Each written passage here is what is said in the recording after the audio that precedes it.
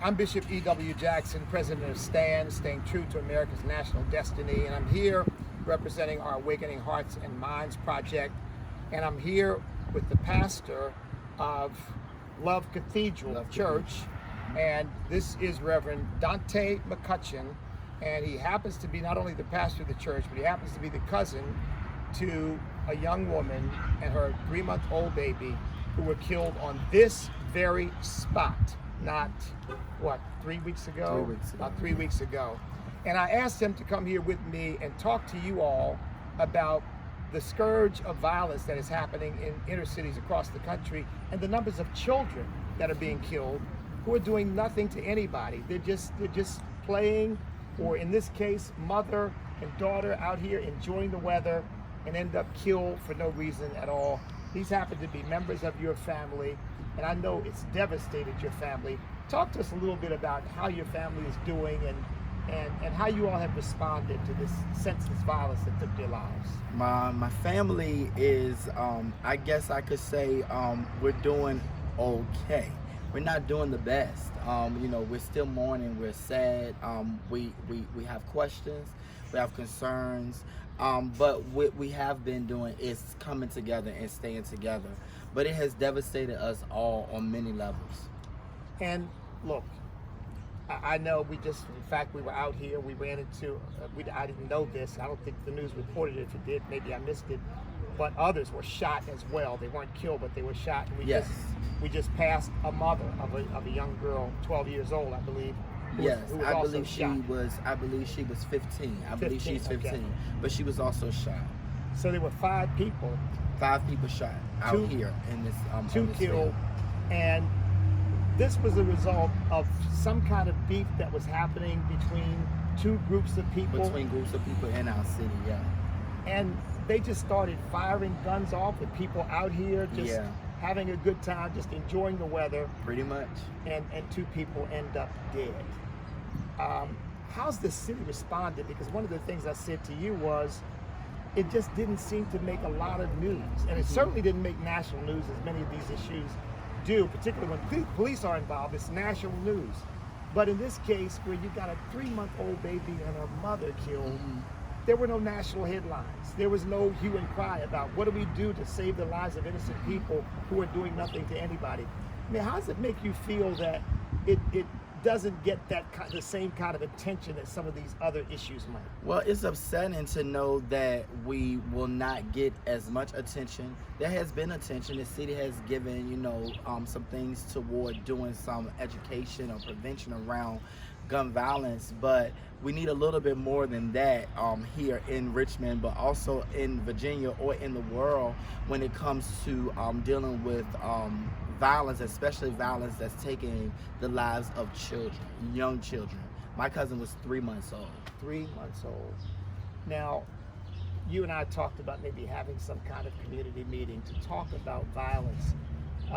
Because when you and I were talking earlier, you shared the fact that this is what we hear all the time. The noise. Yeah. That's violence in it on itself. Honestly, it is. It disturbs thinking. You shared the fact that you've seen these murders happening, and even in your church, you've had people to come to your church who have been both victims and whose children have been perpetrators of crime. So this is kind of surrounding you, and it's kind of part of the atmosphere, isn't it? Yeah. And it's been hard. So we have persons who either they have been involved, their children have been involved on either side of this situation, let alone the other situations that have taken the lives of children and people in our city.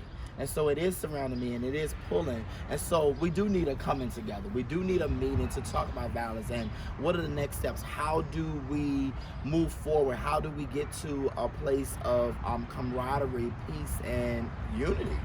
You said something also earlier when we were talking. You said, I said, yeah, we need fathers. You said, yeah, and we need mothers too. You said because these kids are often raising themselves and they're emulating whoever in their neighborhood. That becomes their family. That becomes their family. And yet that's not the issue that's getting addressed right now. I mean, a lot of attention on gun violence, but no attention on what do we do about instilling discipline and giving guidance and those kinds of things. And I know as a pastor, that's something that's very important to you. It's very important to me because, you know, the first institution for me from God is the family. And so I believe if we put more attention into the family, I think we will be able to see a change in our communities.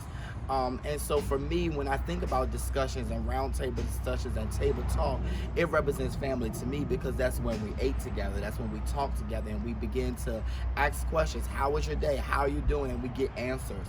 And so I think that we need to do whatever we can do to magnify the need for family and the desire for family as we march to community unity and peace. Well, you and I agree. Look, we're not going to solve this problem overnight, right? Yes, we didn't sir. get here overnight. But if we start working on it in a way that helps to rebuild and strengthen families and give guidance to these young people so that what happened here doesn't happen, because young people say to themselves, I don't want to ruin my life. I want to do something with my life. I don't want to be hurting other people, and I don't want to get hurt myself.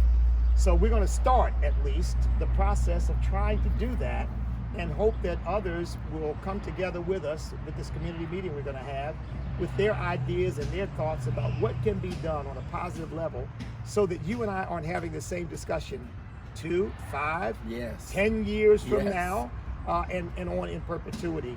So I'm looking forward to working with you on getting a community meeting going and having a discussion about what we can do short term and long term to see to it that this kind of thing doesn't happen. Yes, sir. I'm looking forward to doing the work. Well, listen, God bless you for what Bless you're you doing too, now. bless you. And I look forward to working with you, Pastor McCutchen. God bless each and every one of you. Thank you all for supporting Stan and the work that we're doing.